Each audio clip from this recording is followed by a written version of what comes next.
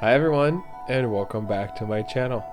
If you're new here, my name is Chris, and I normally do hair related videos, but last year I bought the new GoPro 9, and it's been so much fun to take it with me on all my hikes because the nature in Oregon is really pretty, and I think it's cute to be able to record all my nature adventures and be able to watch them later and share them with the world, because I think the nature in Oregon is really beautiful and it changes a lot through the seasons, and it's really great to be able to capture it. But if I could give you any helpful advice, if you want to do the hike to Mirror Lake in the winter time, I went on December 22nd, I think.